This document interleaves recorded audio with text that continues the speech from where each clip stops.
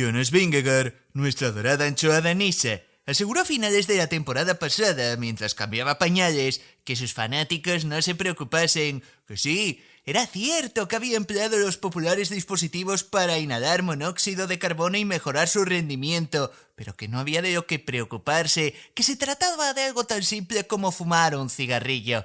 Hoy, vuestro tío ciclismo os asegura que el antiguo limpiador de pescados miente. Desconocemos si de forma consciente o no, pero como para fiarse de alguien que lleva desaparecido semanas en la más pura tradición danesa, y del cual solo sabemos noticias a través de un legendario dopado como hediondo Rolf Sørensen. ¿Quieres saber por qué estos dispositivos de monóxido de carbono se han podido usar para un fin totalmente distinto?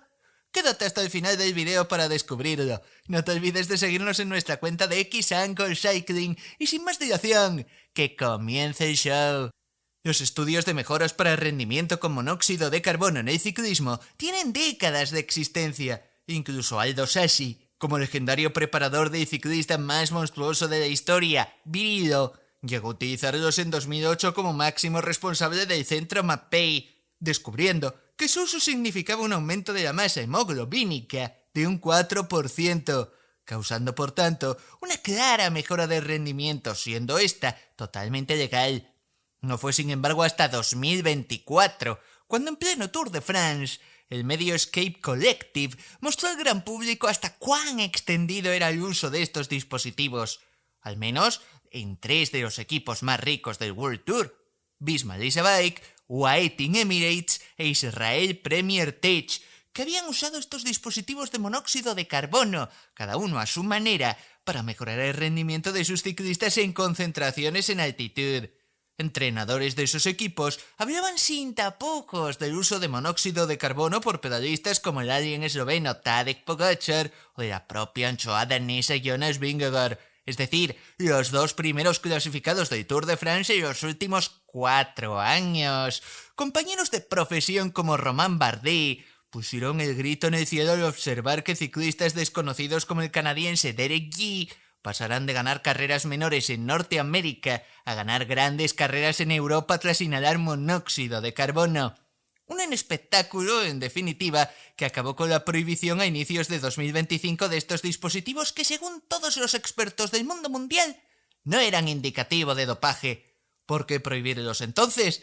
¿Se imaginan que la UCI o la WADA prohibiese las barritas energéticas o las tostadas con aceite de oliva? ¡Ah, que no! Afortunadamente, un experto y creador de estos dispositivos ha venido para contarnos la verdad. Y sí, es un danés, porque siempre es un danés. Carsten Lundby es profesor del Departamento de Ciencias del Deporte y de la Biomecánica de la Universidad de Zúrich, un experto en fisiología con muchos años de experiencia a sus espaldas y más de 200 artículos publicados en diferentes revistas científicas. Pero además de ello, también es el CEO de la compañía especializada en MedTech Datalo Health, donde demuestra su capacidad de análisis del volumen sanguíneo con uno de sus propios aparatos patentados.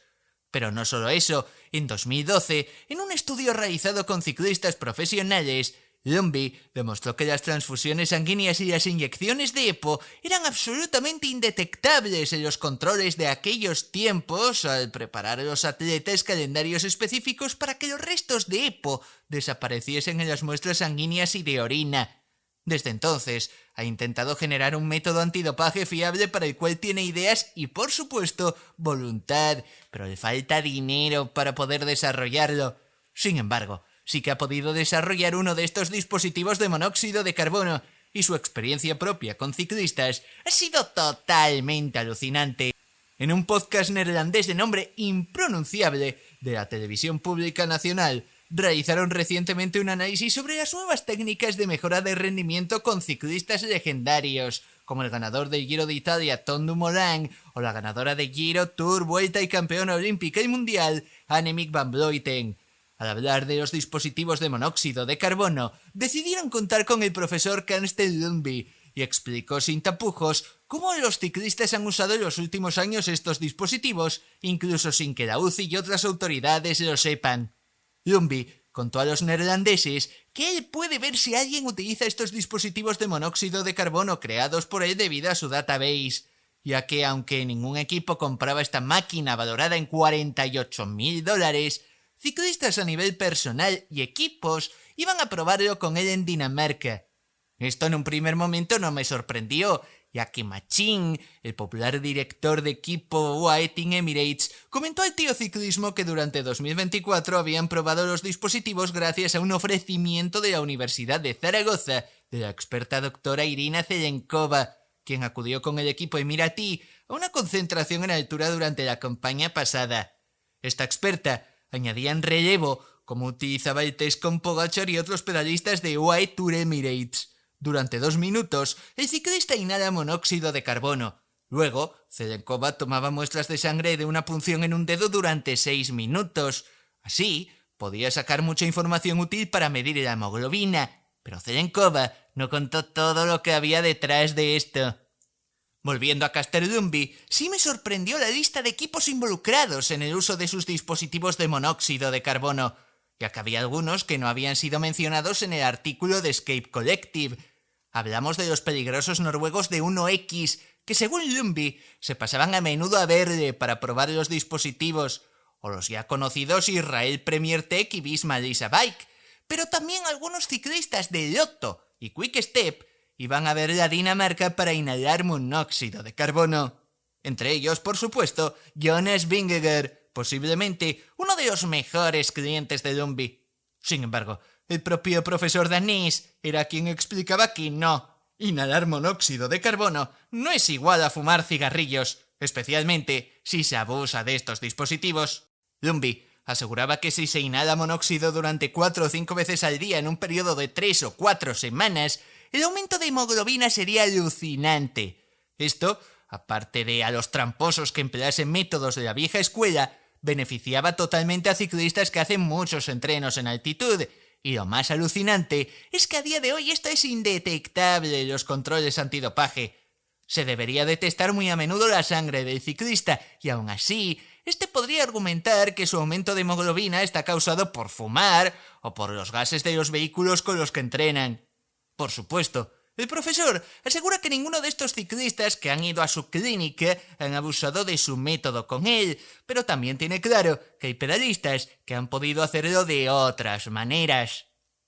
Castelnuovi asegura que aunque sus dispositivos aumenten cerca del 5% la hemoglobina del ciclista, esta se reduce a la mitad tras 2 o 3 horas.